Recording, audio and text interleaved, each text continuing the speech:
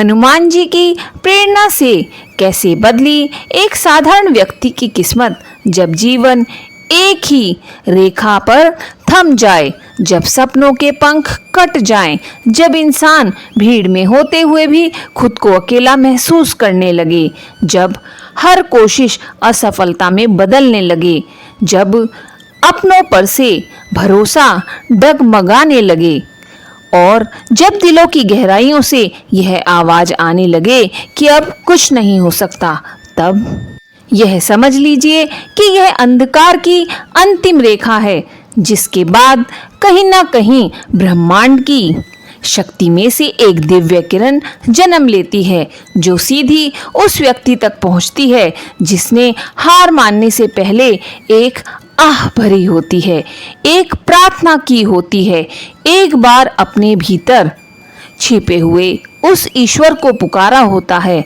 और फिर वही साधारण व्यक्ति जिसे दुनिया ने नजरअंदाज किया, जिसे समाज ने नाकाबिल समझा, जिसे किस्मत ने बार बार गिराया, अचानक एक असाधारण यात्रा पर निकल पड़ता है। यह वह क्षण होता है जब आत्मा टूटने के किनारे से लौटती है, जब एक अदृश्य शक्ति भीतर से कहती है तू बना ही नहीं है हारने के लिए, और तब शुरू होती है वह मौन लेकिन सबसे प्रबल क्रांति जो आत्मा में विश्वास की ज्वाला जगाती है।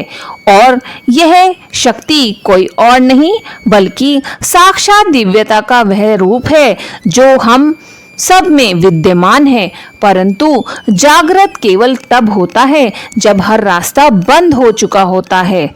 ब्रह्मांड की रहस्यमय लय यही है कि जब हम सब कुछ खोने को तैयार हो जाते हैं, तब वो हमें वह सब कुछ देने को तैयार हो जाता है जो हमने कभी मांगा भी नहीं था। क्षणों में कोई प्रेरक किताब नहीं, कोई गुरु नहीं, बल्कि एक साधारण सा नाम, एक छोटी सी प्रार्थना या एक अटूट श्रद्धा का क्षण वह चमत्कार कर देता है जिसे विज्ञान नहीं समझा सकता। और तब हनुमान जी का नाम, श्री कृष्ण की गीता, राम का स्मरण या शंकर की शरण, किसी एक मार्ग से वह ईश्वर स्वयं हमारे जीवन की बागडोर थाम लेते हैं। तब न कोई असंभव शेष रहता है, ना ही कोई बाधा अपरिहार्य। फिर जीवन की वही लहर जो एक सीधी रेखा पर ठहर गई थी, एक बार फिर गहराइयों से उठती है, और इस बार वह हमें डुबोने नहीं बल्कि ऊपर उठाने के लिए आती है। और ऐसी ही एक सच्ची और दिल को छू देने वाली कहानी है राजस्थान के झुंझुनू जिले के एक छोटे से कस्बे नवलगढ़ में रहने वाले नीलांचल तिवारी की, जो एक साधारण परिवार से था। ना घर में कोई संपत्ति थी, ना बड़े सपने देखने की आजादी, ना ही जिंदगी को बदल देने वाला कोई मार्गदर्शक। उसके पिता श्री गोविंद तिवारी एक साइकिल रिक्शा चलाने वाले सरल व्यक्ति थे, जो रोज सुबह 5 बजे निकलते और रात को 10 बजे तक रिक्शा खींचते, तब जाकर महीने का राशन आता। माँ जानकी देवी गृहिणी थी, जिनकी आंखों में हमेशा यह चिंता झलकती थी कि कहीं बेटे की पढ़ाई बीच में न छूट जाए। नीलांचल 3 बहनों का एकलौता भाई था। घर एक किराए के कमरे में था, जो बारिश में टपकता रहता और गर्मियों में तपता था। स्कूल की फीस भरने के लिए कभी माँ अपनी साड़ी गिरवी रखती, तो कभी पिता रिक्शा रात में भी चलाते। नीलांचल पढ़ाई में ना तो सबसे होशियार था और ना ही सबसे कमजोर, लेकिन उसके भीतर एक सपना था कि वह एक दिन सरकारी अफसर बनेगा, अपने पिता को रिक्शा खींचने से मुक्ति दिलाएगा, बहनों की शादी करेगा और माँ को एक अच्छा घर बनाकर देगा। उसने कई बार प्रतियोगी परीक्षाओं की तैयारी की, एक बार बीएड की, परीक्षा में शामिल हुआ, लेकिन फॉर्म भरने के लिए 2 दिन तक काम करके पैसे जोड़े, किताबें उधार ली और आधी रात तक एक दिए की लो में पढ़ाई करता रहा, क्योंकि घर में बिजली अक्सर नहीं आती थी। लेकिन जब परिणाम आया तो वह 1 नंबर से फेल हो गया, जिससे उसका दिल टूट गया। वो छत पर गया जहां रात के अंधेरे में चांदनी भी फीकी लग रही थी, और उसने ऊपर देखते हुए कहा, भगवान, मैं बहुत थक गया हूँ, अब मुझसे नहीं होगा। नीलांचल को ऐसा लग रहा था कि उसने जो सपना देखा है वो भी गरीबी की तरह टूटने वाला है। लेकिन कहते हैं कि जब इंसान हार मान लेता है तब भगवान खेल में उतरते हैं। अगले दिन सुबह वो बहुत देर तक सोता रहा, लेकिन 10 बजे के आसपास आंख खुली और जाने क्यों उसका मन बेचैन था।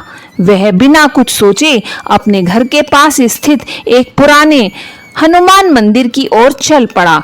यह मंदिर उसके मोहल्ले के अंतिम छोर पर था, जहां वर्षों से कोई दर्शन करने नहीं गया था। मंदिर जर्जर था, दीवारें टूटी हुई थी, पर हनुमान जी की मूर्ति अब भी उसी तेज और उग्र मुद्रा में विराजमान थी, जैसे हर संकट का सामना करने को तत्पर हो। मंदिर में बैठे एक बुजुर्ग पंडित ने नीलांचल को देखकर मुस्कुराते हुए कहा, बेटा, तू यहाँ क्यों आया है? नीलांचल ने चुपचाप सिर झुकाया, और जैसे ही नीलांचल ने अपना सर झुकाया, उसकी आंखों से आंसू बहने लगे। पंडित जी ने उसके कंधे पर हाथ रखते हुए कहा, बोले, बेटा, हारने के लिए पैदा नहीं हुआ है तू, यह जीवन परीक्षा है, और जब तक हनुमान जी का नाम साथ है कोई लड़ाई हार नहीं होती। तू आज से ही रोज सुबह उठकर हनुमान चालीसा पढ़, देखना किस्मत खुद जवाब देगी। शब्द साधारण थे, लेकिन असर असाधारण। नीलांचल ने उसी दिन से ठान लिया, चाहे कुछ भी हो वह सुबह 4 बजे उठेगा, स्नान करके मंदिर जाकर हनुमान चालीसा का पाठ करेगा और फिर मन लगाकर पढ़ेगा। कुछ दिन उसे संदेह हुआ, लेकिन धीरे धीरे उसका मन शांत होने लगा। जो पहले हर बात पर डरता था, अब उसमें आत्मविश्वास आने लगा और ध्यान केंद्रित होने लगा, और याददाश्त भी तेज होने लगी। दिन भर थकान नहीं होती थी। जैसे ही उसने नाम जप और हनुमान चालीसा का नियमित पाठ शुरू किया, उसके जीवन में अदृश्य रूप से कई परिवर्तन आने लगे। पड़ोसी जो पहले उसे ताना मारते थे, अब मदद करने के लिए एक मित्र ने पुरानी किताबें दी। मंदिर में आने वाले भक्तों ने परीक्षा फॉर्म की फीस भरी। नीलांचल ने अंतिम बार परीक्षा दी। राजस्थान लोक सेवा आयोग की यह उसका आखिरी मौका था, क्योंकि परिवार का दबाव था कि अगर अब नहीं हुआ तो कोई छोटी मोटी नौकरी कर लो। लेकिन हनुमान जी की कृपा से वह परीक्षा न सिर्फ पास हुई, बल्कि पूरे जिले में टॉप किया। पूरे गांव में मिठाइयां बटी। पिता की आंखों में गर्व के आंसू थे। माँ पहली बार खुश होकर बोली, आज बेटा असली पुरुषार्थी बन गया है। नीलांचल की बहनों ने पहली बार ऐसा अनुभव किया कि उनके भाई के नाम से समाज में इज्जत मिलने लगी है। परिवार को सरकारी आवास मिला, अस्पताल में अच्छे इलाज की सुविधा मिली, और नीलांचल को एक सम्मानजनक पहचान मिली। Sub inspector Nilanchal Tiwari. लेकिन सबसे सुंदर बात यह थी कि नीलांचल नहीं बदला।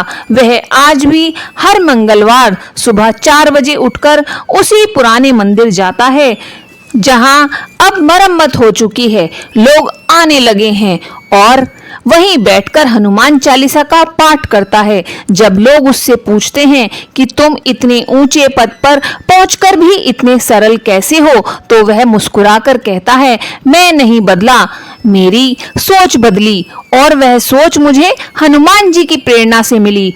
नीलांचल न केवल अपने परिवार के लिए बल्कि अपने गांव के युवाओं के लिए भी प्रेरणा बन चुका है। वो हर रविवार को युवाओं को मुफ्त कोचिंग देता है और हर नई क्लास की शुरुआत हनुमान चालीसा के साथ करता है और बताता है कि अगर जीवन में कुछ असंभव लगे तो हनुमान जी का नाम लो और तुम्हारे भीतर वही ऊर्जा जागेगी जिससे संजीवनी पर्वत उठाया था।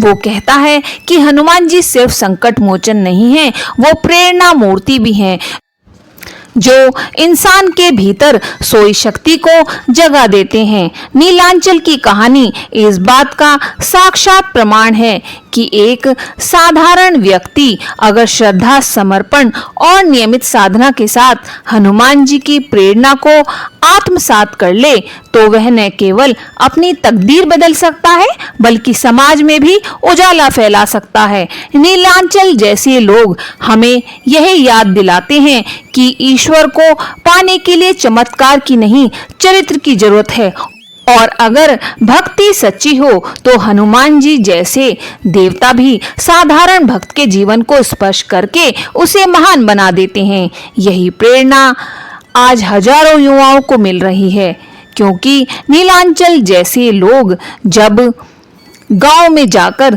यह बताते हैं कि हनुमान जी को सिर्फ संकट मोचन मानकर संकट में याद मत करो, उन्हें अपना मार्गदर्शक बनाओ। उनका नाम तुम्हारे भीतर ऐसी ऊर्जा भर देगा कि किस्मत भी तुम्हारी मेहनत के सामने घुटने टेक देगी। नीलांचल का जीवन यह सिद्ध करता है कि कोई भी व्यक्ति कितना भी साधारण क्यों न हो, अगर वह हनुमान जी की प्रेरणा से अपने भीतर की शक्ति को पहचान ले तो वह खुद को बदल सकता है और अपने पूरे परिवार की किस्मत बदल सकता है।